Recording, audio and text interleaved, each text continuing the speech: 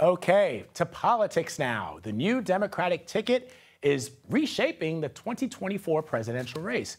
Vice President Kamala Harris and her running mate, Governor Tim Walz, made their first appearance together yesterday in front of a large crowd in Philadelphia. And during his speech, Governor Walz made a big splash with voters, holding nothing back against the Trump campaign. Listen.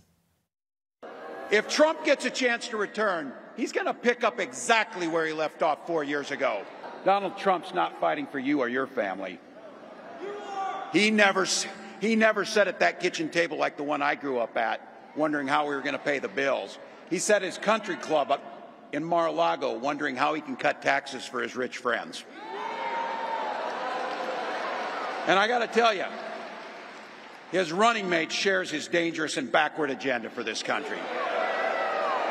CBS News political correspondent Caitlin Huey-Burns joins me now to talk about this. So, Caitlin, what I think is really fascinating about this announcement by the vice president selecting Governor Walz is you've got people who are on the far left of the Democratic Party, like Congresswoman Alexandria Ocasio-Cortez, who spoke to us this morning on CBS Mornings, who are in support of this move. And you've got others like Senator Joe Manchin of West Virginia, who is not a liberal, who are also applauding this move. What do you make of that?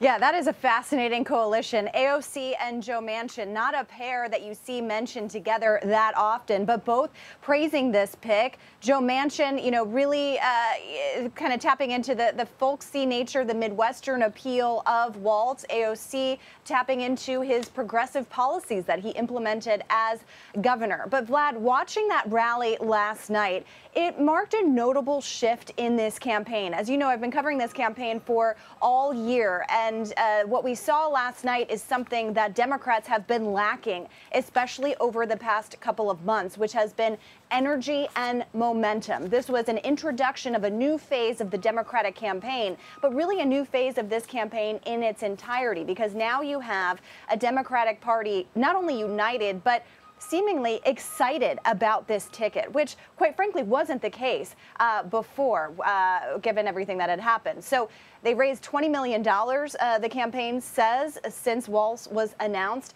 And it's important to pay attention where they are going, Vlad. They made that announcement in Philadelphia today. They're headed to Wisconsin and Michigan. No secret that these are the states that are going to help determine this election. You might as well call Tim Walz Blue Walls, because the blue wall is something that Democrats need to hold in order to be successful here. So having Walz deployed into some of these Midwestern states to not only stump for the campaign, but to counter J.D. Vance, who you heard him mention there, who is also likely to be parked in the Midwest. He's actually following the Harris campaign around to these various stops. He's also at these stops today in the Midwest. So that's telling that this is kind of the political epicenter for the next 90 days. So, Caitlin, let me just explain to our viewers what they're looking at. We're showing images from last night of the vice president and Governor Walz in Philadelphia, but we're also showing a live picture of Senator Vance, who is actually now in the state of Michigan, as you pointed out. That is where the battle will be met by both the Democrats and the Republicans. So we're going to take that a little bit later after you and I finish our chat. But let me ask you one question about what you said. You talked about the enthusiasm that we saw yesterday at that rally, and there is no doubt that Democrats are energized and they're enthusiastic. But there was something telling in the vice president's remarks yesterday. She said, we are still the underdog. And I know you're already starting to hear, as I'm sure you are, the rumblings from Democrats who are suffering from PTSD of the enthusiasm that Hillary Clinton had back in 2016, and the fact that she did not visit some of those states that you're talking about, which many feel cost her the election. So is the vice president prepared to dig in and to do that hard campaigning in states where they may actually be popular with Democrats, but they need to go after those independents?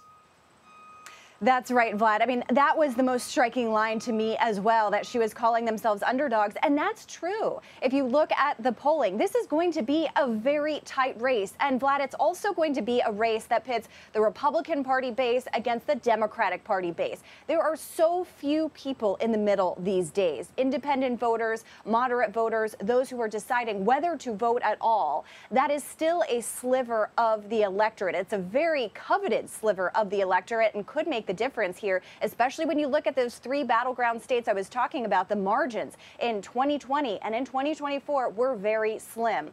So that's kind of the whole ballgame here. But this pick of Walz and the pick of J.D. Vance, quite frankly, is also a recognition that this is a base versus base election. So energizing the party base is critical, not only for fundraising and energy and momentum, but also turning people out, getting them to show up to vote is going to be critical for the Democratic side of the aisle. I've been covering the Trump campaign all year, too. He has been filling these rallies, these arenas, like we saw Harris and Walz fill yesterday, too. So that's going to be an important measure to kind of look at over the coming days, especially as they kick off this campaign.